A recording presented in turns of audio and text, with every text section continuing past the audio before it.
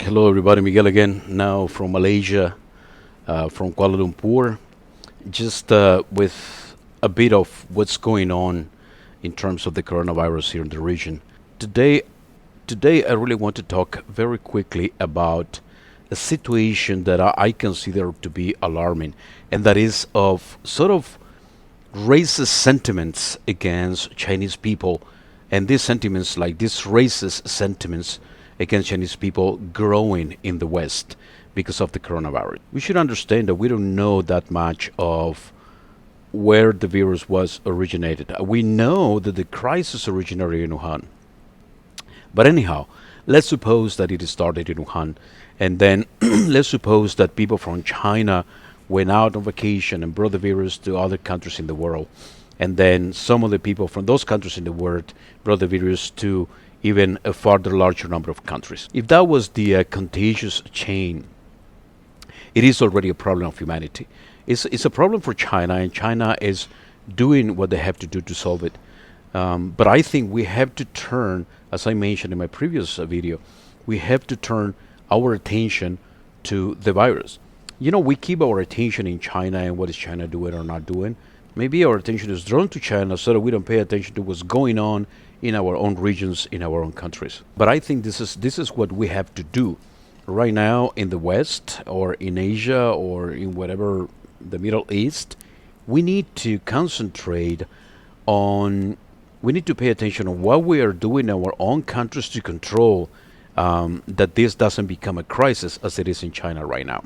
But the problem has started to emerge that people outside China that look, Chinese, are being discriminated because of the coronavirus, as if they are, the dirty Chinese carriers of the virus. And that is not right. We don't have the right to discriminate people based on race because the virus started in China. Now, let me tell you something. There are many countries in the world, in the China region, where people actually looks like this, and they may not even be Chinese. But anyhow, I think that it will be more useful for all of us to work together with China and find together a solution that will benefit the whole world. This is not a problem of China alone. This is a problem of humanity. I understand that this situation is a very good moment to politicize and get something out of this.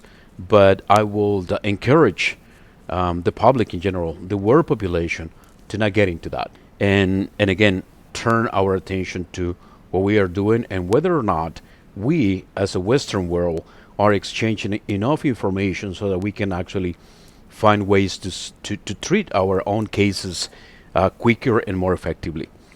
So this sentiment, this against China sentiment that is growing in the West should stop right now, guys.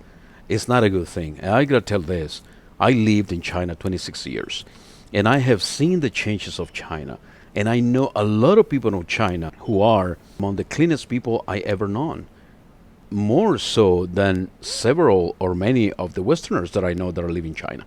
So forget about the West being recognized as the way to follow. If you don't like Chinese foods, don't eat it. If you don't like the language, just don't learn it. But don't discriminate. Chinese people or people with the Eastern race, because then we are stepping on our own principles. The West is so much against racism, and now we are practicing it. I think we need to go back and look to ourselves on the mirror and make sure that we do not commit the sins that we condemn. Now, again, this problem is not a China problem anymore. It's a problem of the world. Now, what we don't want is that the crisis that China is living right now comes to our country. So that's why we need to be paying very keen attention to what's going on in our countries, how our governments are actually dealing with this. Do we have the infrastructure to test people for the coronavirus and so on?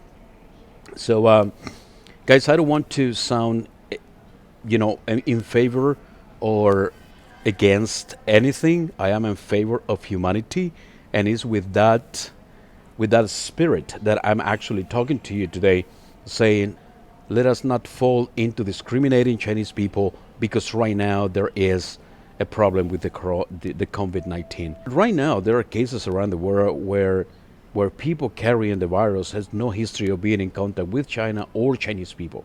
That means that people that doesn't look Chinese, like that they look Caucasian or they look Latin American or Indian or Middle Eastern, they might be carrying the virus as well. So we need to put our eyes onto our own territories. And again, so let's monitor what's going on in China. If we cooperate, if we avoid the blaming and we come up with a more positive, cooperative attitude altogether, I'm sure that we can find solutions quicker that will be actually more effective. So once we find out something that will benefit us all because we work together, then let's start revisiting how are we going to define our relationship with China. I'm sure that China is revisiting right now how are they going to set up the relationship with the world.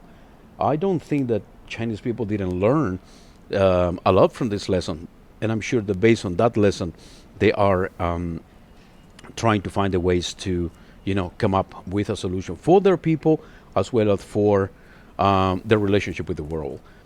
I don't know if I did, but I wanted to sound positive. This is an invitation to all of us to work together in the light of not accusing anybody, not discriminating anybody, but actually bringing up options that can be used not only in China but all over the world. Now, whether or not that solution that I propose can be implemented in China or in the US or in France is a different story, because these are different environments, it's different culture, and that influences a lot. They have different kind of infrastructures, but it's healthy to come up with a worldwide brainstorming about this without expectations that my idea is the idea that has to be implemented. I don't think that is healthy either. One thing that I forgot to mention in when I was recording the previous part of this video is directed to the Chinese people out there. Unfortunately, there might be a lot of people who are already discriminating Chinese people, right? So my advice will be just to keep a low profile and to get into quarrels or being over defensive, unless of course you are physically attacked, which I hope will not happen. I'm sorry that you guys have to leave what you're living out there, and I'm sorry that China has to leave what they're living out there, and I'm sorry that many other countries are infected with the virus. But if we work together on finding out a solution, even a solution to our social interactions, then I'm sure that something very healthy will come up, and that will help us to deal with our future relationships after we control the crisis. Hopefully many other people, just like me, are also calling upon not getting into discrimination. I don't support that. I don't encourage it. I don't practice it. And I know I'm not the only one. So there's a lot of people out there who are true to their beliefs that discrimination is a nocive thing to society.